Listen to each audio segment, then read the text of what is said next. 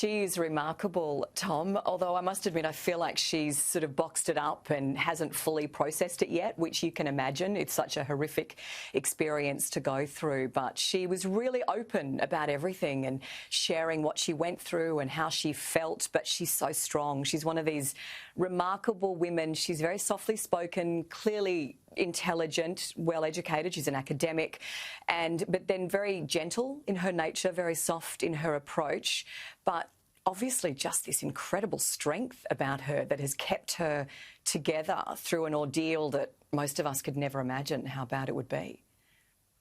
So you sense there, I guess, that she had to, compartmentalise things, somehow get through all of this, and it's probably only some of it just hitting home, some of the conditions she endured, for example. Yes. Could you imagine a jail in Iran and, as you said, 7 months in solitary confinement in one stretch at the very beginning in this tiny little cell that she describes for us, and it's dark and it's small. She could barely stretch out, and she spends all of this time alone. She's in a foreign country. She can't speak the language. She doesn't know what's going on. She doesn't know when her case is going to be heard, if anybody is campaigning on her behalf. We didn't hear about it back here in Australia for 12 months after she was first arrested. So she's there trapped in this place where she's got no idea what's happening on the outside. And it's just, I think it would be absolutely terrifying for anybody. So how she held it together and held on to hope is what I found the most remarkable. And I asked her, what it was that just kept her going, how she marked every day. What do you do? What do you eat? How do you live? What's it like? And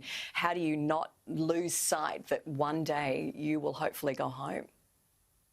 And I guess as well, getting into that mindset of having to survive and knowing how long things could be, because initially, presumably, you just hope, well, you've been arrested dramatically at this airport, you don't believe that anyone really thinks you're a spy, and you think, well, the Australian government might sort this out pretty soon, maybe it'll be a few days, and eventually it must have dawned on her, who knows how long this could be.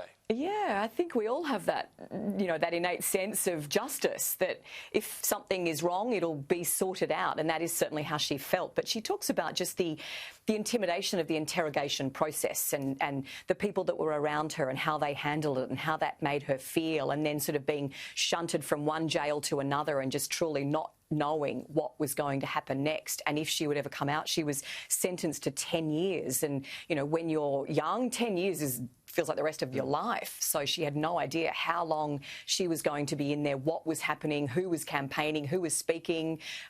She's trying to talk to family, and even that was very intermittent back at home, and really having no idea whether anybody was raising hell on her behalf and hoping that it could all be sorted out in time. So just to hold on to that sense of, as I said, hope, but that strength, that belief that it will one day be resolved. I think that was probably her dignity and grace is what I really admired the most, but that strength, that really quiet determination to keep it together and to get out of it.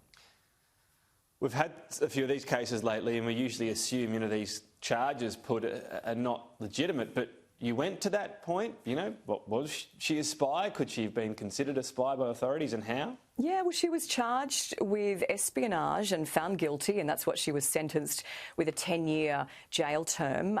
I straight out ask her if she is a spy, if there's any, where there's smoke, there's fire. Is there anything that we need to know about her husband? I ask about him and his background and if there's any connections there. He is an Israeli citizen, and so she talks about the whole reasoning that she believes that she was arrested and held in jail and why the cases were brought against her in the way that they were. But it was a very full and frank conversation. There was nothing off limits. She never for a moment said, I don't want to answer that, or I don't want to go there. She addressed all of the questions that came her way.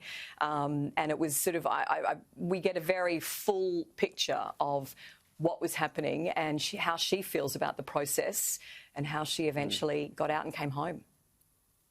And was there any sort of shedding light on her future? I mean, you just for so long, she would have been thinking, all I could get and all I'd be happy with is freedom. But then you'd come back to Australia and you think, right, well, I'm still pretty young. What next? Yeah, I don't actually think... I mean, we talk about it and where she will go next as far as career and life, and she has so many opportunities in front of her because she is such an intelligent, well-read woman who has a lot of skills in areas that, not everybody would have. And so there's probably a lot of different things. She's got a few few issues that she really wants to take up and campaigns that she would like to follow. But I think for the moment, she is still trying to get through healing herself. There is a lot ahead of her that she has to deal with just on a personal level, that almost those issues are a little bit too far into the future for her to fully comprehend just yet. But I think she will have a remarkable future. The experience that she's had, the inside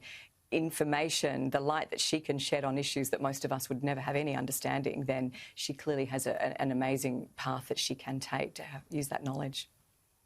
You would have had, I'm sure, a few different paths you could have taken, of course, in your sort of next career choice, if you like. What made you choose this project with Sky News? Oh, the opportunity to interview someone like Dr. Kylie Moore-Gilbert truly is a privilege. As you know, as a journalist, that's what we want to do, is tell stories and talk to people who have done remarkable things and find out how they survived. I think that sense of survival and strength and hope and human nature is something that is so incredibly intriguing to all of us. So I really felt honoured to be given the trust to sit down and talk to her and share her story, and the fact that she chose Sky News team and everyone to hold that in our hands and treat it with care and dignity and look after her, because she is a very fragile woman. She has been through a lot, and I think it's our responsibility to make sure that we guide her through that. But it really was an honour to tell her story. So yeah, I just want to do interviews and tell stories and you know, share with viewers some of the most remarkable people there are in the world.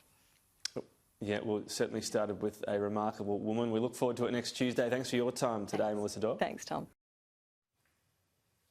So do tune in next Tuesday, 7 p.m. Eastern Daylight Time, for that world-first exclusive interview with Dr. Kylie Moore-Gilbert. That's right here on Sky News Australia.